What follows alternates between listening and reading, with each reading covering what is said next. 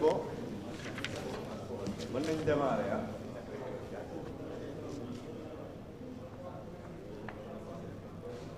Voilà, nous vous remercions de votre présence. di nuyu ñëpp di leen remercier comme d'habitude à chaque fois qu'on a besoin de la presse, elle est là. Pour introduire, xam ngeen ni nous avions commencé un dialogue dans le F24, lequel dialogue avait 4 thèmes. Un sur le 3e mandat ou le mandat de trop en Afrique, mais particulièrement au Sénégal, le 3e mandat. Un atelier sur le processus électoral, d'ailleurs l'objet de notre conférence de presse d'aujourd'hui. Nous avons, pendant 2, 3, 4 week-ends, travaillé sur le processus électoral et avons produit des conclusions par rapport à ça. Donc je vais passer le doyen Mbodj, coordonnateur de F24, la parole, qui va vous faire part de ses conclusions. Doyen Mbodj, vous avez la parole.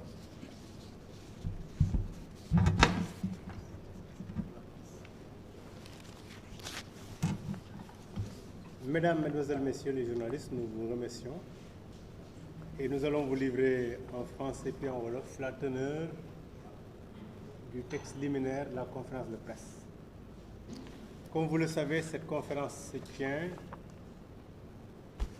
à la suite de nombreuses séances de partage qui nous ont permis de faire le point sur le processus électoral. Mais elle se tient surtout à un moment où de nombreux citoyens innocents croupissent arbitrairement en prison, parmi lesquels on peut citer Alioune Sané, vice-coordonnateur de 24, coordonnateur Y'en a marre. Il y a également Pape Abdoulaye Touré, Mamadou Ndiaye, Karim Xrum, tous de la société civile, mais aussi Ousmane Sonko, Cheikh Oumar Diagne, Bassirou Diomaye Faye, des candidats à la présidentielle de F24 élève encore une fois la voix pour réclamer la fin des sévices injustement infligés à tous les détenus politiques. F24 prend à témoin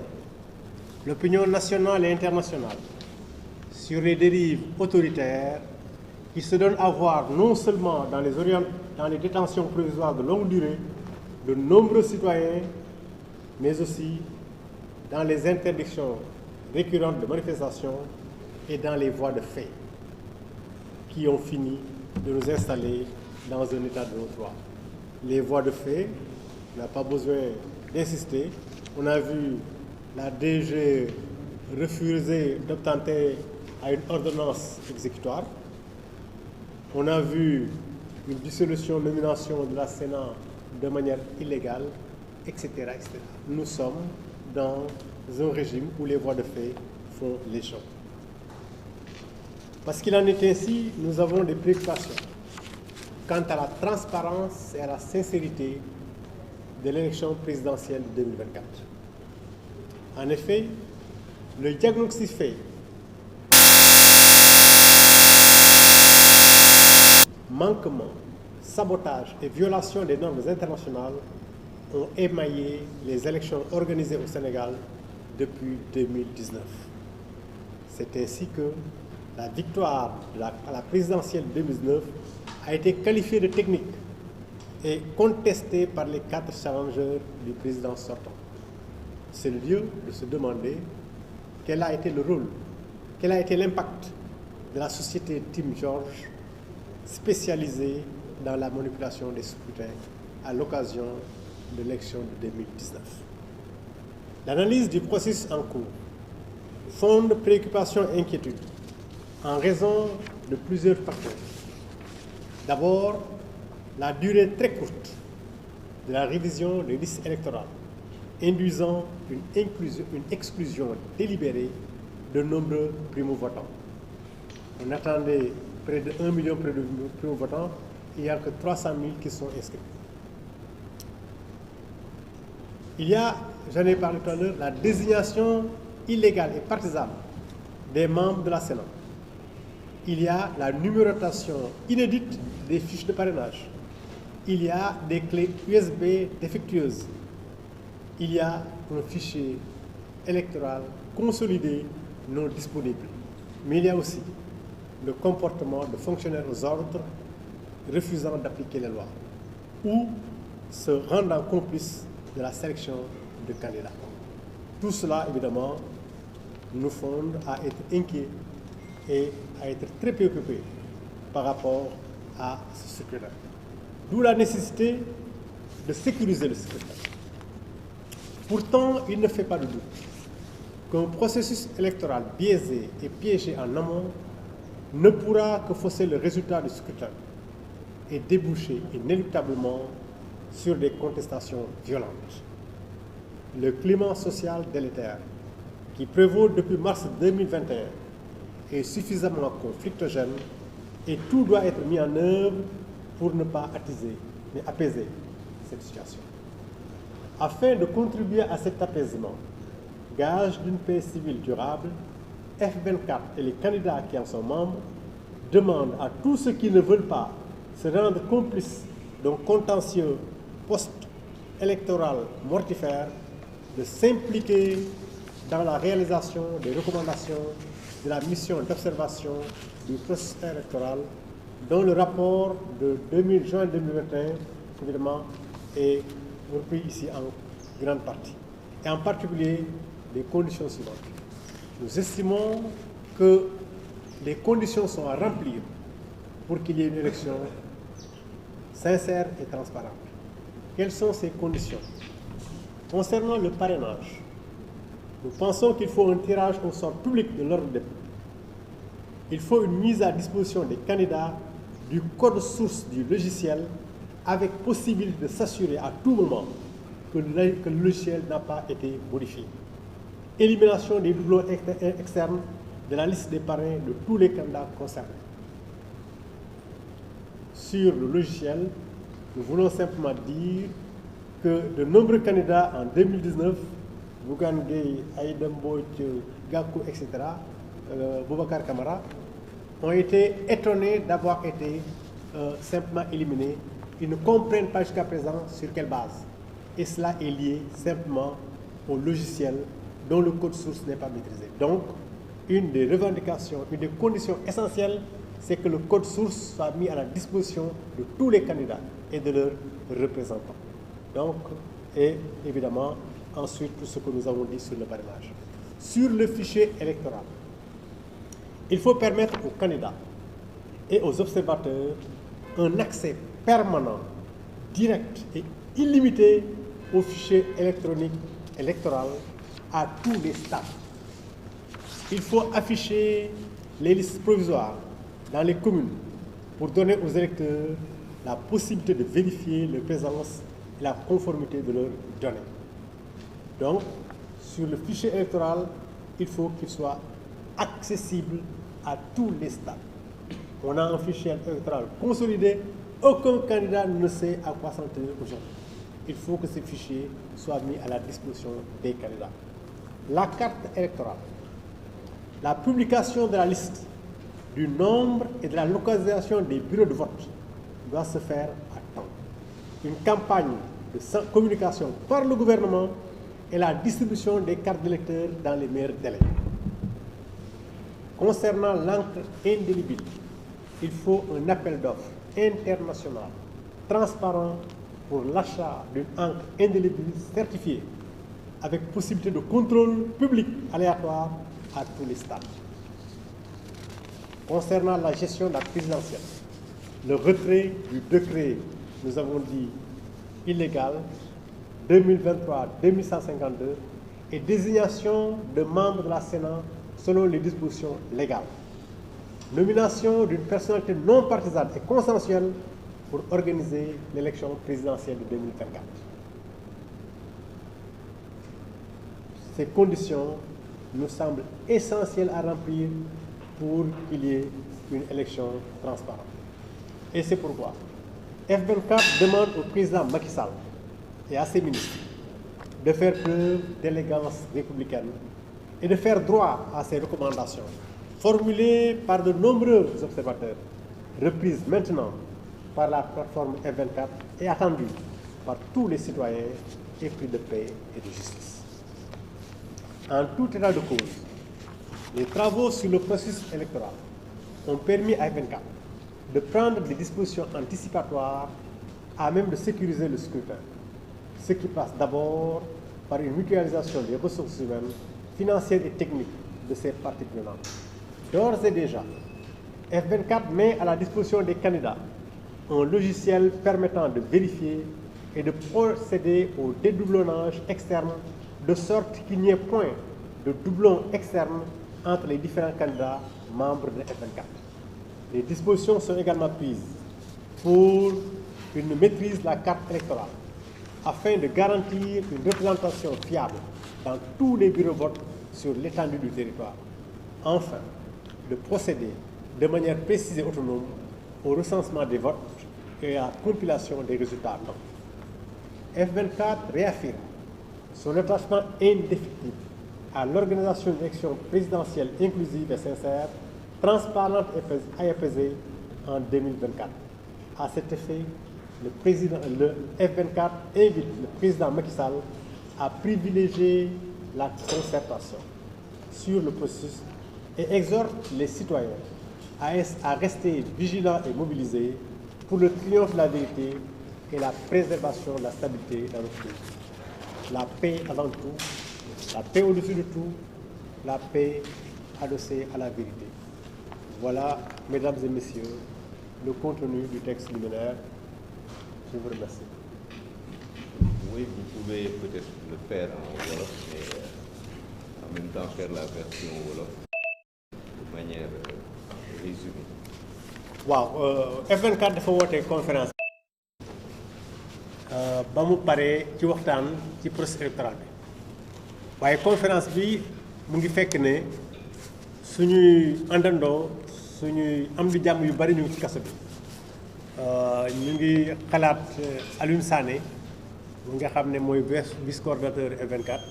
mu ngi ci kaso bi ay fan ay semaine ay weer mu ngi ci kaso bi mu fekk fa ñi ñuy wax Karim Xrum Xax fekk fa Pape Abdoulaye Touré ak Mamadou Ndiaye ak ñeneen fekk fa itam ay candidats présidentiels yoo xam ne F24 lañ bokk muy Ousmane Sonko di Cheikh Oumar Diagne di Bassirou Diomaye Faye ñëpp a ngi ci kaso bi donc ñu ngi yëkkati suñu baat di ñaan ñu bàyyi ñooñu parce que amuñu lu ñu def ci kaso bi. ñu ngi wax àdduna yëpp nag ne leen dëkk bi réew mi li fi xew mu ngi ñu bëgg a jaaxal ndaxte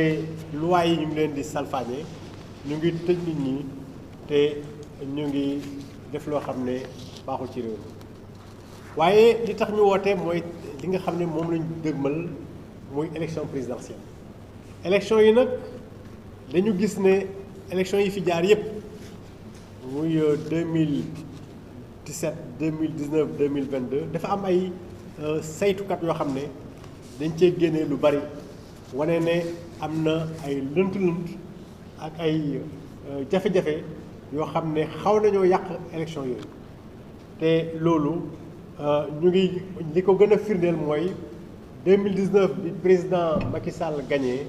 ñeent ñi nga xam ne moom lañ àndaloon ñëpp dañu ne ànduñu ci li mu gagné parce que ni mu ko gagné dafa xaw doy waar donc muy li ñuy wax victoire technique ñuy laaj d'ailleurs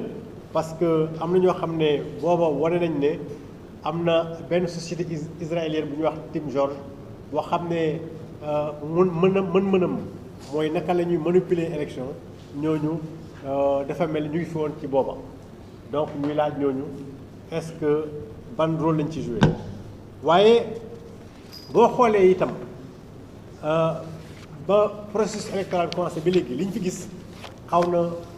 tey xel ndaxte bu fekkee ne ñi nga xam ne ñu ngi doog am fukki at ak juróom ñett ñu ngi leen di woowee primo votant ñooñu daanaka million waru nañoo dañ doon xaar pour di bindu 300 000 rek ñoo inscrire donc loolu mooy dafa mel ni dañoo fexe ba ñooñu dugguñu ci mbind mi. ñu gis itam li xew fan yi yëpp mooy ñu jël Sénat boo xam ne dafa jël benn mesure boo xam ne neexul président ñu dàq leen ba pare dugal ñoo xam ne waruñ fa ne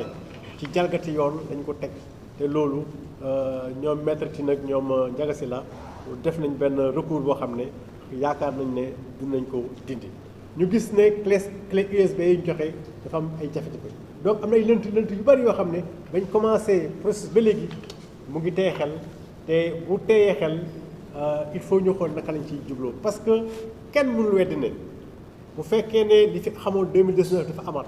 bu fekkee ne dañoo jël ay lënt-lënt ay pexe dugal ko ci biir processus électoral bi ba bu ca cëppaandal ba ki nga xam ne mooy gagné kenn du d'accord ne gagné na bu boobaa ay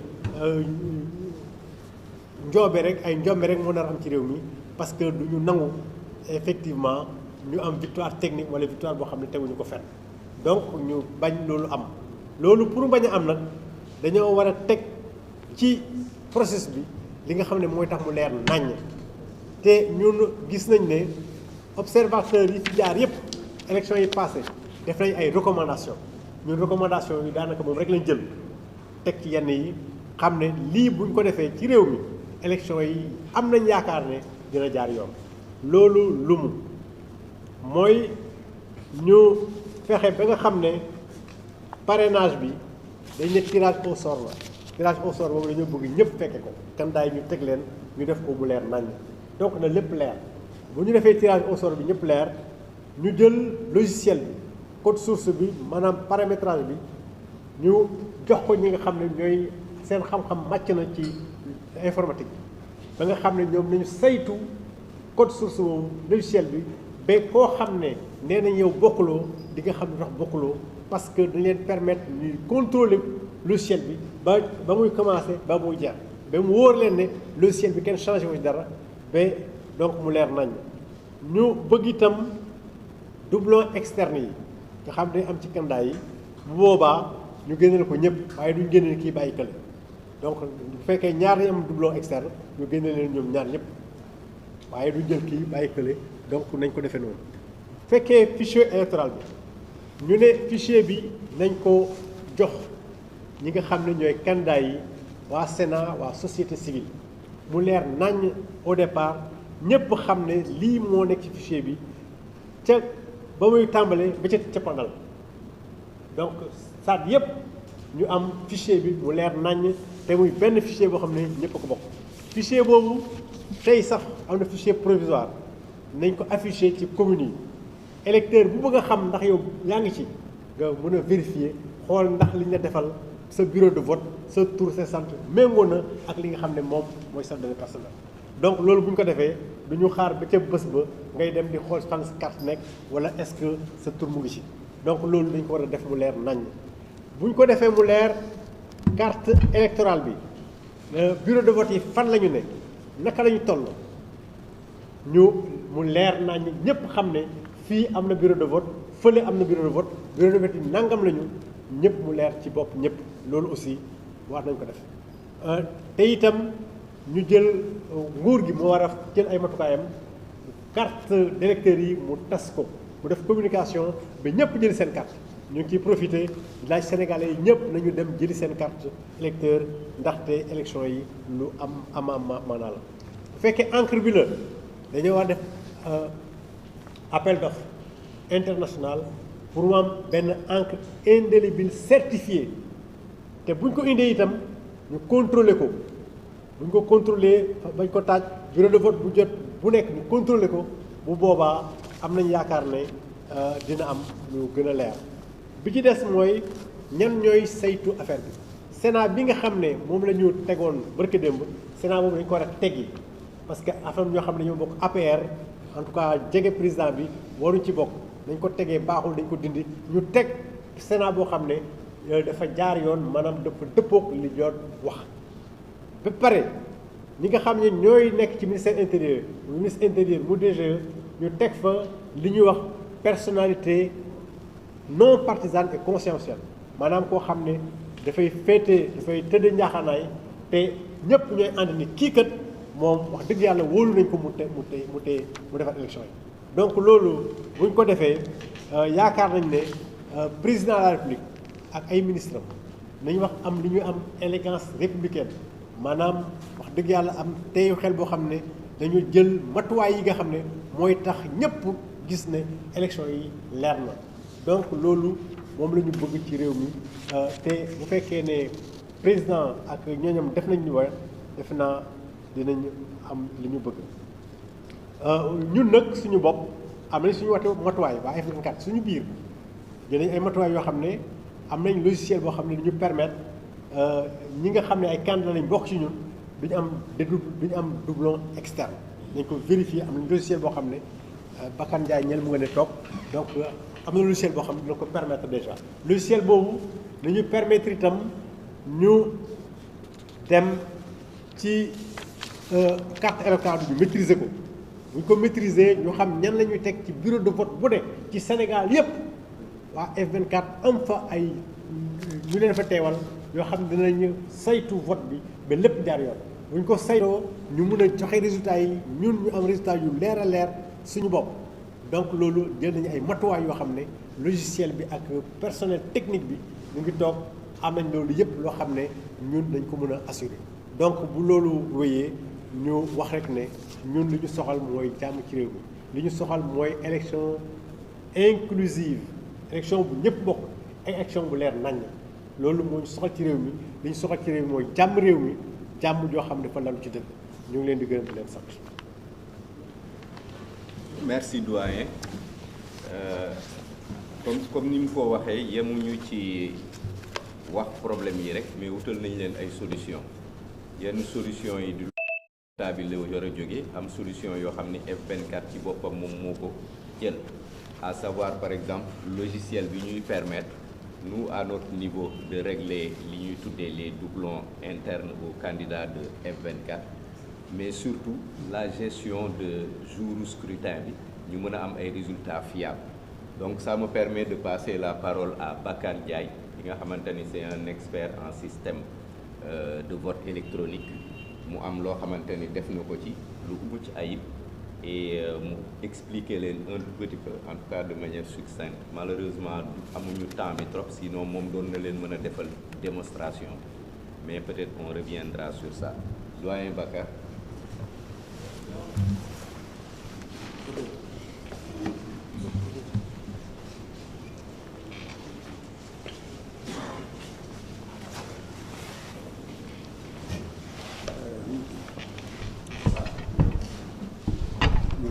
Merci coordonnateur.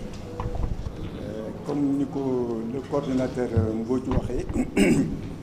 effectivement au sein de F24 dañu créer benn pôle des experts informaticiens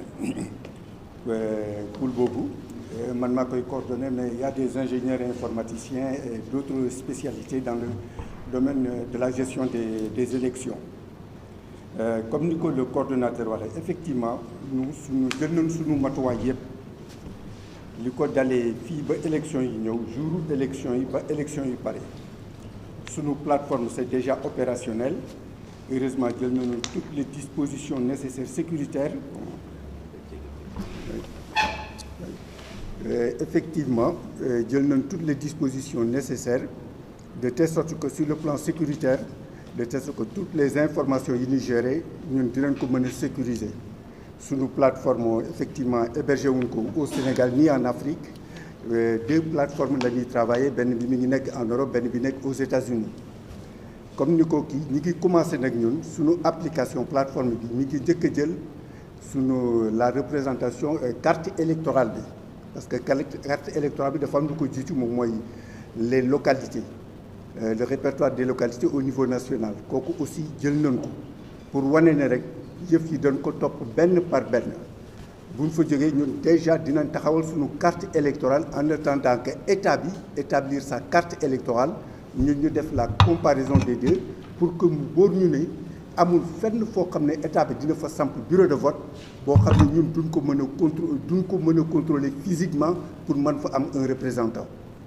donc kooku déjà c'est déjà assuré deuxième chose bi moom mooy loo xam ne jouru vote bi on dispose d'une application benn logiciel boo xam ne daf ñuy permettre loo xam ne pratiquement mosaguñ ko gis fenn day télécharger même les PV. Nous, comme nous le coordonnateur joxe instruction les experts yi doon liggéey on sera présent dans tous les bureaux de vote au niveau national comme au plan international. Suñu représentants yi dans les bureaux de vote dès que ñu génnee def dépouillement bi am PV yi ñoom dañ koy scruter seen téléphone portable déposer ko suñu base de données ba pare saisir les résultats dans chaque bureau de vote. Loolu lan lay permettre opinion nationale bi ak internationale bi foo mënti nekk jour boobu heure bi bu ko le coordonnateur joxe les experts ubbi ko foo toll di nga mën a am tous les résultats ba mën nga toog sa biir kër télécharger PV bureau de vote yépp de telle sorte que résultats yi aussi nga am ko parce que loolu lañ mën a def bala ñuy remonter l'administration électorale bala mu mën a remonter les PV jëlee ko ci bureau de vote bi di ko yóbbu ci sous-préfecture bi muy dem ñun déjà dinañ centraliser tous les PV et tous les résultats mettre ko à la disposition de l'opinion nationale et internationale. Loolu lañ mën a tënk ci plateforme bi comme ni ko le responsable de la communication waxoon bëggoon nañ nag vraiment présenter leen les applications bi ngeen gis tey ñun actuellement nous sommes fait prêts li ci des moo di lenn comme ni ko le coordonnateur waxee moo di tous les candidats yi nga xam ne ñi ngi nekk ci plateforme F24 déjà am na benn application bu leen di permettre ñoom seen candidat bu ci nekk les doubles internes bi mu am application bi logiciel bi daf koy génne ba pare entre tous les candidats yi nga xam ne ñi ngi nekk F24 benn doublon duñ ko am avant ñuy déposer seen parrainage au niveau de l'administration yaakaar naa coordonnateur tënk nañ tuuti beneen yoon nag incha allah mën na am ñu présenter leen les applications ngeen gis ko.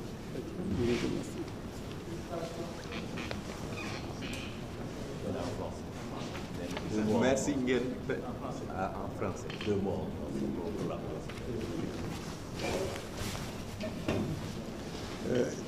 Nous vous remercions, comme l'a dit tout à l'heure le coordonnateur.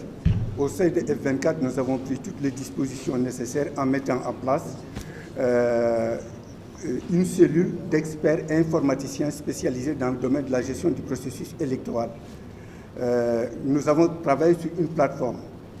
Pour des mesures de sécurité, cette plateforme est hébergée, une partie en Europe et l'autre aux États-Unis, ce qui nous permet de travailler en toute liberté. Effectivement, au sein de cette plateforme, nous avons des applications, en commençant par le parrainage qui est devant nous. Nous avons un logiciel qui nous permet de contrôler les doubles de chaque candidat et puis en même temps les doubles au sein de tous les candidats pour éviter qu'il y ait des doublons au sein de tous les candidats de F24. Ça, c'est la première application. La deuxième application nous permet de prendre en charge la carte électorale, en commençant par le répertoire national des localités. Ce qui nous permet, nous, d'avoir des représentations, c'est-à-dire F24, dans tous les bureaux de vote. Nous allons mettre en place notre carte électorale en attendant que l'État nous fournisse la carte électorale pour faire la comparaison et vérifier physiquement l'implantation du bureau de vote sur l'ensemble du territoire national et comme à l'étranger. Ça, c'est la deuxième application. La troisième application qui nous permet le jour du vote de prendre en charge les résultats en temps réel. La nouveauté que nous apportons, que vous ne verrez nulle part, nous avons la possibilité de téléverser au niveau des bases de données les procès-verbaux, ce qui permettrait à tout un chacun, l'opinion publique nationale et internationale, à partir de chez où que vous puissiez être, à partir de votre téléphone portable, même d'avoir les PV, bureau de vote par bureau de vote, et si vous avez votre imprimante, d'imprimer tous les PV. Là, qu'est-ce que ça nous permet? Avant que les PV ne soient remontés à partir des bureaux de vote vers les sous-préfectures et préfectures, que nous puissions mettre à la disposition de l'opinion publique nationale et internationale les résultats et les procès-verbaux. Là, c'est sûr qu'aucune manipulation ne pourrait se faire depuis la remontée des bureaux de vote, des procès-verbaux à partir des bureaux de vote vers les sous-préfectures. Voilà succinctement, coordonnateur, le résumé de nos applications que nous aurions voulu vraiment vous présenter. Merci. Merci. Avant de donner la parole au candidat à la candidature, nous allons donner la parole à M. Benjeloun, qui est notre responsable F24 Diaspora.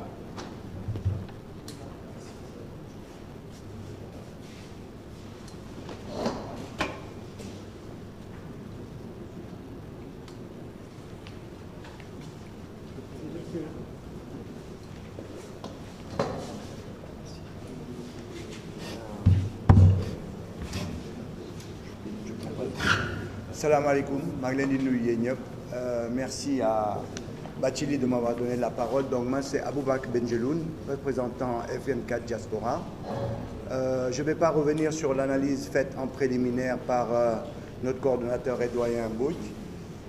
Je pense que le travail qui a été fait est très intéressant. Simplement, je vais faire un aperçu au niveau de la diaspora. On a eu d'énormes problèmes au niveau de la révision des listes électorales parce qu'on a à peine eu 3 semaines de révision, parce que c'est tombé en plein mois de mai où il y a des vacances en France, etc.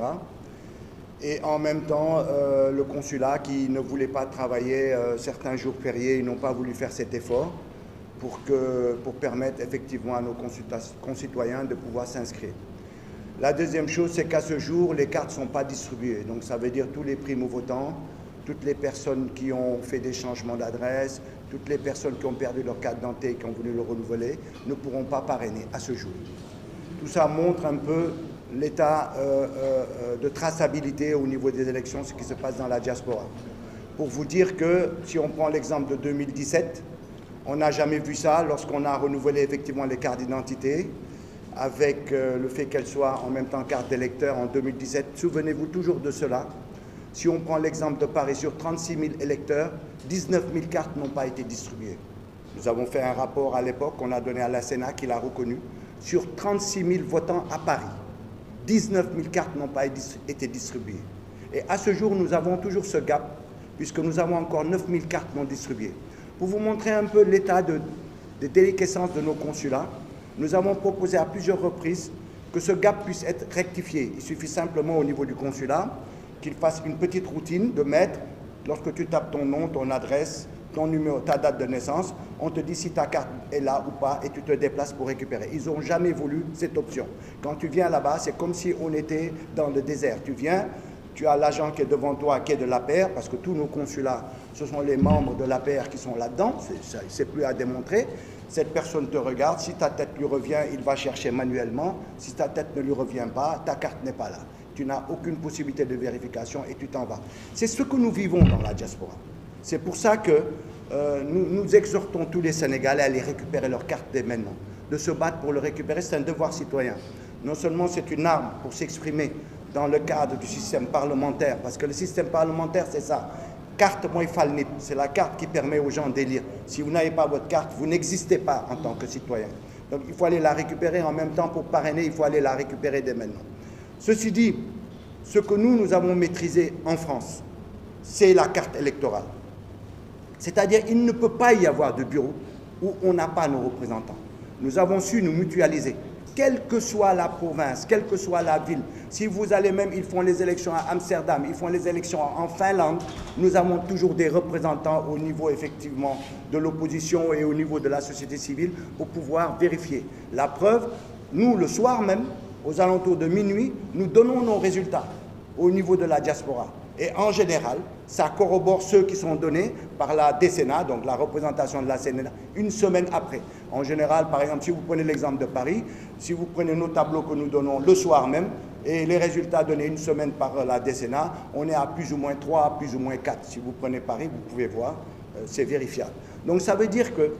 la cartographie électorale, c'est quelque chose de très important. Quand je vois ici, par exemple, quand je discute avec le comité exécutif, on me dit que entre ce que la carte électorale, le nombre de bureaux de vote donnés par la DGE et la Commission nationale de recensement des votes, il y a une différence de 10%.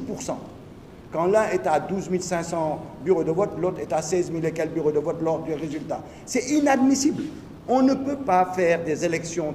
dans la transparence et traçables lorsqu'on ne maîtrise pas la cartographie. Il est vrai qu'il y a des gens qui disent « ouais, arrêtez vos histoires, vous êtes des dinosaures, ici en France, au Sénégal, on ne vole plus les élections, etc. » Oui, je peux leur concéder ça. Mais quand tu n'es pas présent dans un bureau de vote, tu prêtes le flanc à ce qu'on puisse tricher.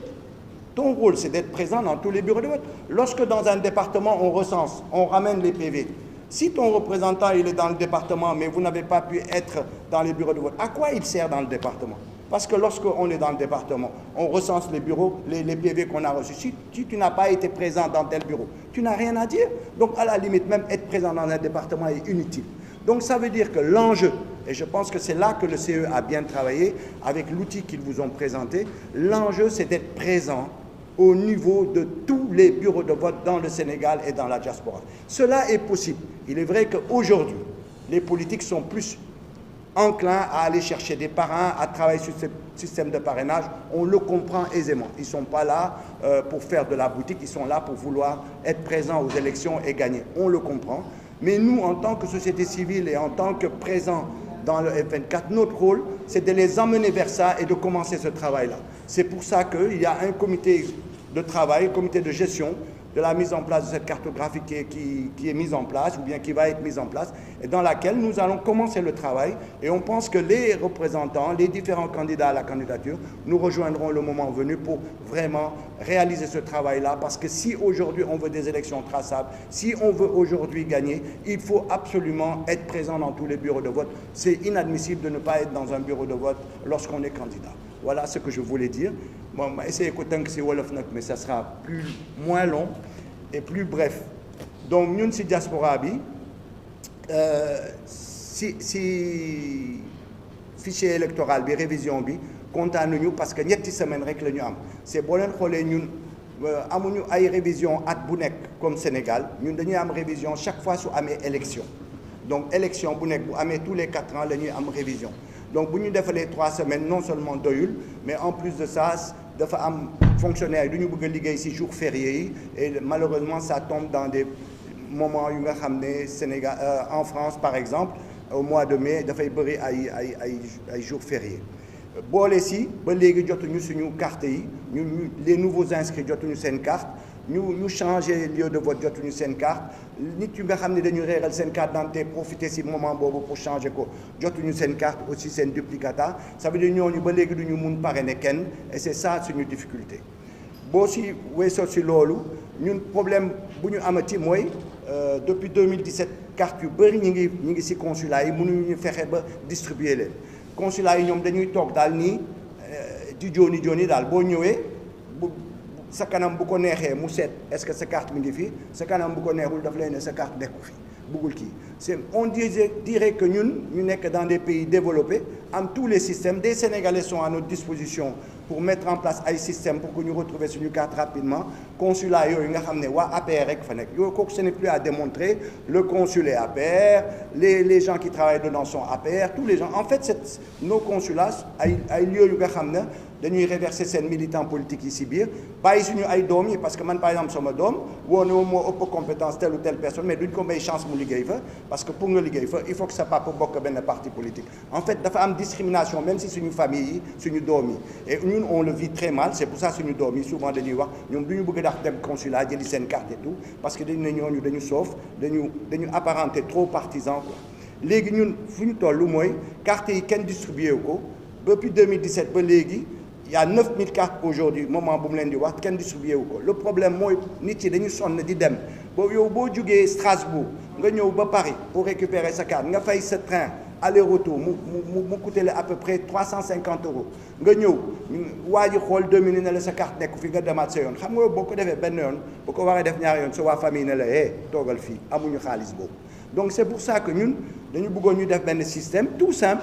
boo tapé ce tour ce nom prénom date de naissance automatiquement système bi wax la ndax sa carte mi ngi fii wala nekku fi bu boobaa nga déplacé wu nga ne voilà def naa sama test sama carte mi ngi fii utal ma ko waaye su ko gisul dina xoolaat 2 ou 3 fois ba mu gis ko donc problème bu ñu am mooy loolu c'est ñoom bëgguñu ñu laal carte yi parce que ñu ne carte yi ça appartient au consulat parce que c'est la fabrication du ministère de l'Intérieur c'est ça yëfu njumlag mi foofu la nekkee parce que su waat dañu amoon carte d'électeur carte d'identité carte d'électeur mënoon nañ ko ñun opposition wala parti d'opposition yi wala société civile mënoon nga ko utiliser demander xool parce que c'est des cartes d'électeur mais bi yoon carte d'identité la carte d'identité ministère bi rek ku koy gérer donc bu boobaa yow entre 2 élections amoo droit laal ko et c'est ça suñu problème qui font que stock carte yi qui ne sont pas distribués sont toujours là-bas defuñu seen liggéey suñu bëggoon dimbali Sénégalais yi mënoo nekk 2017 ba léegi nga am un gap encore de 9000 cartes sur 19000 cartes non distribuées donc loolu la ñu bëggoon wax léegi ñun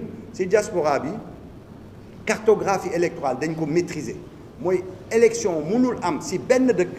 c'est ñun nekkuñu présent ci bureau de vote yi bureau de vote yëpp xam nañ leen bu ñu ko changé même au dernier moment ñun mun nañ ko changé ñun dañu mutualiser suñu force boole suñu doole su ma mënul nekk fii kii dana ma fa taxawal c'est si guddi bi dinañu am remonter information yëpp loolu moo tax pour l'essentiel Macky Sall a perdu la diaspora léegi sax ñoom ñu ngi koy reconnaître perdre nañu diaspora bi complètement sur les 15 députés 10 la ñu gagné ces 10 yooyu à des proportions yu très très grandes boo xoolee par exemple France à peine 29% la APR wax am alors que l'opposition a eu 70%. Dans les parties ouest fii et centrale Afrique ouest Afrique centrale la gagné mooy 2 et 3 députés muy 5 c'est foofu ils nous ont gagné à des niveaux très bas ça veut dire que la dynamique mooy normalement si élection yi di ñëw suñu yàlla prêter vie on va voir qu'ils vont perdre ça aussi c'est-à-dire en fait les 15 députés Macky Sall du si amati dara moom avec sa majorité Benno Bokk Yaakaar c'est pour ça faaleetul diaspora bi c'est pour ça que comme amatu fa dara defatu fa dara yoonam nekkatu fa léegi ñun dañuy inciter di expliquer nit ñi vraiment dem leen jëli seen carte moo seen di doole moo seen di gànnaay moom ngeen mun gagner système parlementaire moo mel noonu système parlementaire carte ngay joxe pour nga mun exprimer wu soo joxul sa carte doo exprimer wu c'est un devoir citoyen boole si tey dañuy laaj opposition bi ñu mun vraiment mutualiser pour essayer présent ci bureau de vote yëpp ce n'est pas normal que direction générale des élections bu ne ñun on a 13 800 bureaux de vote bés bu ñuy recenser élections yi recenser vote yi ñu ne non y a 16 000 bureaux de vote loolu dafa jaaduwul c'est boo ñëwee di wax koy man mais boo nekkul ci bureau de vote yooyu même suñu ne ça doit se passer normalement waroo ko def noonu da nga war a présent parce que soo fa nekkul nit yi mun nañu def lu leen neex donc au lieu ngay nekk présent rek au niveau départemental fu nga xam ne dañuy dépouiller il faut d'abord être présent au niveau le plus bas mooy au niveau des lieux de vote ñun loolu la ñuy liggéey c'est def naa liggéey bi comité exécutif bi def c'est une très bonne chose surtout avec le logiciel bu ñu démontré liggéey nañu dans plusieurs ateliers le logiciel là est très bon ñun dinañ si commencer liggéey et je pense que politique yi quand ils auront fini l'histoire des parrainages ils vont nous rejoindre pour que ñu egg si situation boobu je vous remercie. Merci Ben li mu mujjee wax peut-être ci loolu la ñuy dem mooy inclusivité bi et puis mutualisation plutôt des forces ñu jox la parole à Mor Ndiaye secrétaire général du parti PCS Jéegu Tabax représentant du candidat Boubacar Camara. Merci beaucoup camarade Bathily. Salaamaaleykum waa Sénégal ñu ngi leen di nuyu di leen indil nuyu président Boubacar Camara nekk candidat à la candidature li ñu ciy wax rek mooy le président Macky Sall depuis 2012 mun nañ waat ku ñu jox kaamil ñu waat ni gagné na élection 2012 ñun ànduñu woon ak moom waaye élection 2019 2021 muy élection locale ak élection législative au vu des résultats sañu ñu waat ni moo gagné élection ndaxte li ko tere eggi terre mooy li président Boubacar Camara di wax 4 appuis yooyu wax nañ ko sànq bi mu ñëwee dafa fekkoon un ministre de l'intérieur ba doon organiser élection yi neutre vous vous rappelez de l'inspecteur général l'inspecteur d'État su Wade aussi général Cissé moo fi nekkoon ñu organiser ay élections yu transparente alternance am moom bu mu ñëwee loolu ngeen ko laajee si vous vous rappelez dañu ma lank du ko def daal di nommer un ministre de l'intérieur partisan loolu di premier appui bu mu utiliser pour se maintenir et s'éterniser au pouvoir bi ci des bi mu ñëwee daf fekkoon carte électeur ak carte d'identité séparée def ko benn nekku ci seen turu papa nekku ci loolu am na lu muy wund loolu pour lan la pour frauder beneen troisième appui bi muy lan muy le fichier électoral wax nañ ko sànq coordonnateur wax na ko sànq amul benn opposant aujourd'hui bu am accès au fichier électoral te ñu ni ci fichier électoral boobu la ñuy natte parrainage bi ci fichier électoral boobu moom la ñu def ci logiciel bi nga xam ni moom mooy def évaluation ak contrôle parrainage bi buñ ko laajee mu lànk si vous rappelez 2019 FNR bu ñu ñëwee ñu ni dañu auditer dañu tegal ay ordinateur nga xam ne tu n'as même pas le temps pour mën a am disséquer li nga xam ne mooy contenu fichier électoral loolu aussi mu nekk troisième appui bi nga xam ni moom la téye pour bañ a egg terre. Quatrième appui bi muy lan muy le logiciel bi nga xam ni moom lay contrôler le parrainage nga xam da ko fa concevoir de manière unilatérale moom kese moo ci xam la ci nekk jël benn fichier boo xam ni biñ ci def mu wuuteeg fichier réel bi nga xam ni moo nekk ci carte d'identité yi. Aujourd'hui ku mu bëgg a éliminer ci processus bi ci candidature yi dafa la éliminer en se basant sur ce logiciel là muy li départager n'est-ce pas li contrôler le parrainage loolu nag man dama leen di inviter sénégalais ñu bàyyi ci xel actuellement ñi ngi teg xel sénégalais di wax ni récolté na plus de 3 millions de parrains mais c'est archi faux.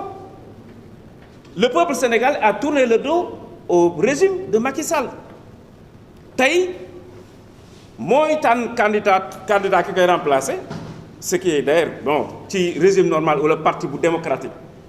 candidat duñ ko tànn base moo koy tànn à travers un congrès moom moo ni diw moo koy remplacer te aussi mu fas yéene tànn ñan ñooy adversaire diw mi ko war a remplacer mais loolu fu moom fu démocratie am démocratie dans une démocratie normale est-ce que loolu jaadu na moo tax tey dañuy remercier F24 ak les experts yi nga xam ni ñi ngi xalaat ci benn mécanisme boo xam ni pour améliorer le processus électoral lii ñu def nii lu am solo la ndaxte ëllëg kii remplacer président Macky Sall ci F24 lay jógee bu boobaa dina ñëw parfaire suñu processus électoral 20 points yi nga xam ne 20 points génn na ko ci processus électoral yàq ko li mu fekkoon en 2012 indi na ci ay changements yoo xam ni toujours dafa nekk sur des calculs pour se maintenir au pouvoir loolu nag incha allah li ci des bëreetul en 3 mois bu ñu ñëwee jël nguur gi ñi nga xam ne ñoo bokk ci F24 ak ci opposition bi dinañ indiwaat démocratie Sénégal indiwaat un processus électoral normal nga xam ni képp koo xam ni war nga bokk ci élection diñ ci bokk dootuñu faagaagal opposant dootuñu xañ opposant mu bokk ci ay élection pour lan pour s'éterniser au pouvoir loolu nag dañ ci woo bokk Sénégal yépp ñu ubbi seen gët xam ni vote bi mooy le seul salut pour se débarrasser de Macky Sall et de son régime nañu jël seen carte denc ko le jour du vote ñu massivement ñu dem voter seen candidat bi nga xam ni moom lañ gis ci opposition bi ñu gis gëm programme am su ko defee forcément je dis changement dina am moo xam day am deuxième tour moo xam day am premier tour mais man li ma gëm ak li ma gis mooy que ni dès le premier tour incha allah on va battre le candidat du régime salaamaaleykum wa rahmatullah. Merci. Maître Tine, candidat à l'élection présidentielle. salaamaaleykum jërëjëf Abdoulaye jërëjëf doyen Mbodj yéen waa presse bi maa ngi leen di jaajëfal ci teewaay bi su ma wax nag du gudd noonu trop parce que waxtu bi daanaka daf ñu xoj ñaari poñ rek laa bëggoon a ñëw laata boobu damay jaajëfal njukkal waa F24 di am benn pensée particulière à notre Alioune Sané qui est aujourd'hui sous les liens waralu ko lu dul wone fit ak détermination ñu koy jëm a xoxatal loolu bu weesoo maa ngi remercier experts yi nga xam ne ñoo daanaka tolof ak ndëgg sërëx yi nga xam ne Macky Sall laloon na ko 2019 ñu jàngat ko indi nañ ci en tout cas ay saafara yi nga xam ne tey dañ nañu permettre ñu jàmmarloo ci élection yi di ñëw ak le pouvoir en place mais ñoom seen jaan wàcc na tey ñaari mbir moo des bu dee candidat yi am nañu seen i parrainage bu dee def nañu seen dédoublonnage beneen bi moom mooy ba sànq ci suba conseil constitutionnel waxuñu ñun candidats yi ci yan anam la nar a nattee en tout cas parrainage yi nga xam ne moom la ñu ko nar a jébbal yéen a ngi fàttaliku que 2019 conseil constitutionnel ci boppam moo mujj génnee benn décision moom mi nga xam ne moom mooy juger moom moo créer ay propres règles loolu déjà warul am parce que normalement lu toy nii parrainage contrôle bi loi moo ko war a organiser mais pas un droit dérivé des juges yi nga xam ne ñoom suba boo d'accordul ak ñoom ñoo créer règles yi nga xam ne moom lay appliquer loolu moo tax aussi F24 di laaj tey conseil constitutionnel comme processus bi daanaka li ci desati bëriwut foog ñoom ñu génn àddu ci benn mbir moom mooy tey règle yi nga xam ne moom la ñu appliqué woon 2019 ñëpp a ci teg seen i gët Union européenne nee na amoon na ay sooxe il fallait ñu soppi ko société civile wax ko observateurs yi nga xam ne nekkoon nañu fa wax ko tey est-ce que conseil constitutionnel yi nga xam ne ñoom ñooy gardien de la légalité est-ce que ñoom taxaw nañu pour soppi règle yooyu parce que dañ ko war a soppi gis nañ seen limite ak seen insuffisance ba ñu ko appliquer lu koy biral moom mooy jox leen ci benn misaal mooy ñu bëri dañ leen dàq bu ñu leen dàqee moom mooy lan pour autre motif ñu ne la autre motif am na doublon interne xam nañ lan la wund maanaam ay nit benn parrain ñaari candidat doublon externe moom mooy candidat yi seen bopp ñu am ay même nit ñi tout ça wala yow nga jël en tout cas am loolu mais bi nga xam ne kenn ba sànq suba xamu ko moom mooy autre motif bu ñu la dàqee autre motif moom mooy daal comme nu ko benn doyen doon waxee dañ lay dàq nga ñibbi sa kër ci ëllëg sa nga ñëw ñu xool jéem a xool lu tax ñu dàq la loolu dafa nekk benn danger parce que tey n'importe quel candidat mën nañ la dàq pour autre motif après boo ñëwee rek ñu soog a indi lay wala benn alibi ne lii moo tax ñu dàq la loolu démocratie mënta doxe noonu donc loolu moo tax F24 laataa ñoo yegg foofu laataa ñoo jàmbaarloog Macky Sall danañ commencer ak conseil constitutionnel parce que moom mooy juge élection yi te moom moo teg règle yooyu beneen bi moom mooy loolu benn information bu ma leen di jox la laataa ñoo dem ci contrôle parrainage bi moom mooy conseil constitutionnel ba muy génne décision boobu pour lan règle contrôle yi boobu décision wu cour de justice de la CEDEAO bi daanoogul woon conseil constitutionnel titre bi nga xam ne moo ko créé ci constitution article 98 bi moom moo proclamé que traités internationaux yi ont une autorité supérieure à la loi ba abadan gisuma conseil constitutionnel am fit wala sañ-sañ wax ne effectivement que décision cour de justice de la CEDEAO mënta primer donc loolu élément nouveau la par rapport ak décision boobu loolu moo tax lu ñu koy njëkk a laaj laataa ñëw yegg ci mbirum parrainage mooy ne ko yéenay gardien de la légalité yéen a jugé yéen a prêté serment plutôt pour faire respecter la constitution article 98 dafa ne traité bu ñu xaatim bu ñu demee ba xaatim ko ba mu daanu boobu maanaam moo ëpp gëdd moo ëpp maqaama tey yéen décision ngeen créé décision boobu amul sax gëdd amul maqaama wu loi ni règlement ni décret d'une certaine manière donc tey dama leen di tegal lenn li nga xam ne moo ko fuuf nee na lii ci seen bopp dafa xëtt yoon léegi dañ leen di laaj laataa ngeen di dem di contrôler sur la base d'une illégalité ngeen waslu ak ngeen wax ñu est-ce que règle bi tey mën ngeen ko téye est-ce que système bi mën nañ ko appliquer kooku c'est un élément nouveau bi nga xam ne dañu koy laaj pour demander conseil constitutionnel mu réviser effectivement décision boobu mu écarter ko et partant mu écarter lu tax boo koy def parce que dama dem cour suprême dans un premier temps 2000 ci élection législative yi ñoom ñu daw res parce que dañu ne comme conseil constitutionnel joxe woon na décision ñu laqatu foofu ñu nekk ñoom décision au conseil constitutionnel donc s'applique à toutes les autorités publiques et privées donc ci dëkk bi ñu ne leen waaw ñu jubaat élection ñu delluwaat fi ci weer bii passé tey foofu ci suma carrière u avocat boobu laa gis li ma mës a gis moom mooy agent judiciaire de l'État nga séq ak moom mbir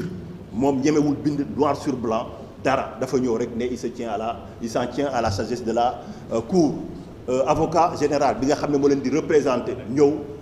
ne aussi il se tient à la parce que amul benn juriste bi nga xam ne am na crédibilité am na sañ-sañ ci carrière am mu bind noir sur blanc que arrêt wu CEDEAO c'est pas supérieur aux lois nationales duñ ko mos a def juge yi ci seen bopp ba ñuy joxe seen verdict ñoom a ji gën a bett parce que dañu ñëw rek ne rejeté nañu ko ba sànq suba waxuñu benn motif donc amuñu benn sañ-sañ et maa ngi xaar ñu jox ba décision bi parce que danaa ko laaj donc décision boobu du ñu mos a am sañ-sañ ni décision yi appliqué donc mbir mi waxoon nañ ñu ne mbirum njuuj njaaj jeex na mais mbirum ju ñaar bi dafa jël beneen forme moo tax ñun ñu war a adapter suñu stratégie par rapport ak loolu fu may jeexalee moom mooy aussi tey wax nañ leen mbirum parrainage bi dédoublonnage bi doublon bi moom mooy ci nga xam ne mooy njëkk a déposé kooku moom du am doublon tey ci yan anam la ñu nar a donc tànnee kooku ba sànq suba xamuñu ko ñun est-ce que day nekk tirage au sort comme lu ñuy def pour tiro bii di benn pièce puis du face ñu xool kan mooy jàll est-ce que dañuy jël ay tur yu bëri ñu dugal ko est-ce que ñoom dañ koy def ci seen machine comme nu ñu ma joxee fiche 90 ba sànq suba xaw ma lu tax ñu jox ñu ko amul benn rationalité maîtrisable ou est-ce que dañ koy def devant huissier d'une certaine manière donc ñaari ponk yooyu en tout cas moom laa bëgg a yokk ci liggéey bu rafet bi nga xam ne informaticiens yi def nañ ko muy complété ñoom ñooy experts yi parce que tey loolu lu muy wone rek tey pour jeexal foofu laay conclure moom mooy dañuy yóbbu conseil constitutionnel mais nekkul conseil constitutionnel moo waroon a saytu mbirum parrainage yi dañu waroon créer benn conseil informatique d'une certaine manière parce que juge yi seen bopp gënuñu xam yéen sénégalais yi mbirum logiciel yeeg yooyu nan lay doxee tey dañu ñëw rek di déglu ay informaticiens alors que constitution dafa ne 2000 signatures nga war a wut ci 7 régions différentes mais tey yéen a ci teg seen gët mos naa leen wax ne doo leen mës a contrôler signature parce que mënu leen ko tey ay données bêta alpha la ñu nar a contrôler et que loolu ay naxaate la première usurpation bi première donc illégalité bi loolu la maanaam ñu ne la yow ay signature nga war a wut ñu contrôler ko nga indi signature ñu teg fële ñuy xool ay numéro pièce d'identité foo dëkk date expiration yooyu boobu première njombe bi ak njuuj njaaj bi foofu la woon voilà donc en tout cas ci bu loolu weesoo peut-être xanaa c'est pas la peine de résumer en français ou en 2 mots je sais pas 2 mots en français donc c'était juste en tout cas pour déjà remercier les informaticiens qui ont eu en tout cas à travailler sous la direction du coordonnateur du F24 et de son staff. Je tiens aussi à rendre un vibrant hommage et à exprimer une pensée particulière donc pour notre camarade et ami Alioune Sané et nous lui disons en tout cas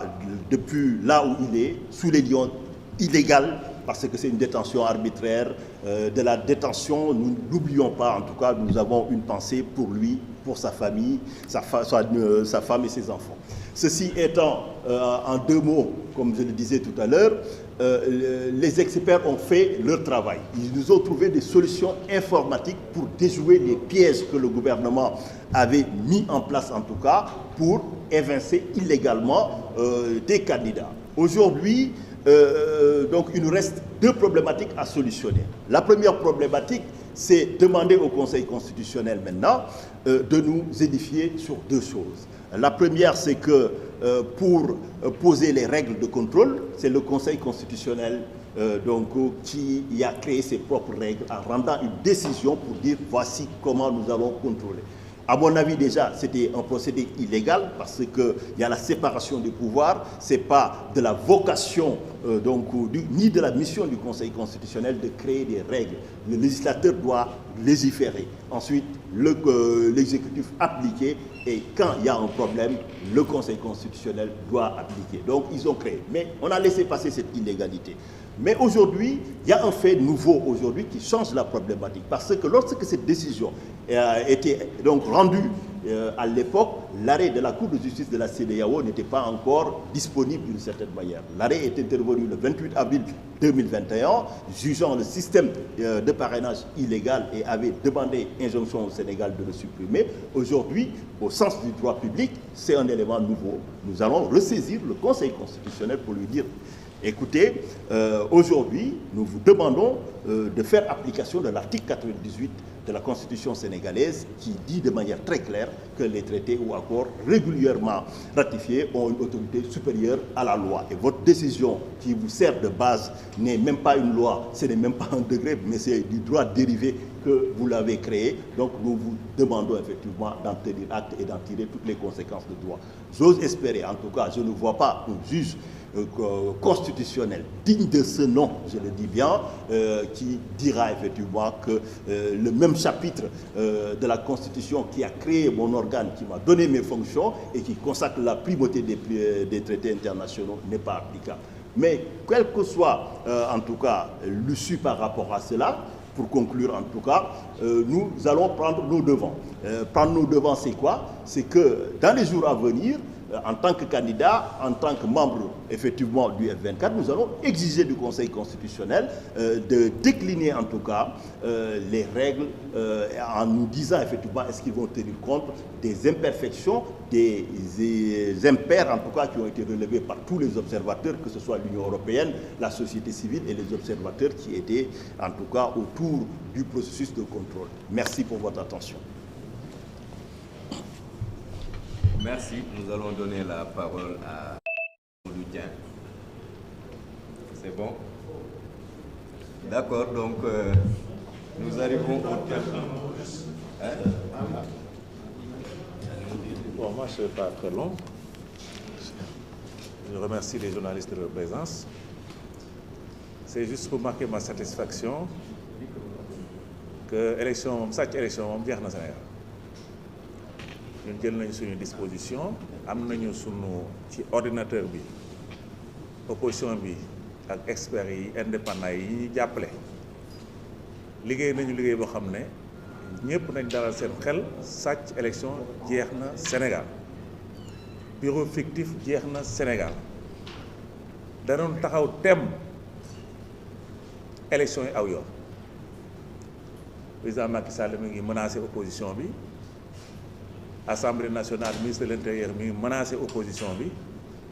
ñun jël nañ sunu matuwaay yépp pour élection yi leer ndax mu mën a doon élection yu am jàmmi Sénégal ndax jàmmi Sénégal la ñu bëgg kon loolu kàddu yooyu lañ ciy sànni di sant journalistes yi di sant sunu coordonnateur bu baax bi di sant waa diaspora ñoom ñu ngi lépp liggéey bu am solo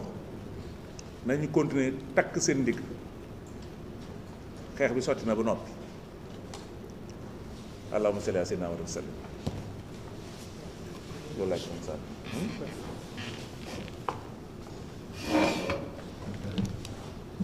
Merci beaucoup. Donc nous arrivons au terme de cette conférence de presse.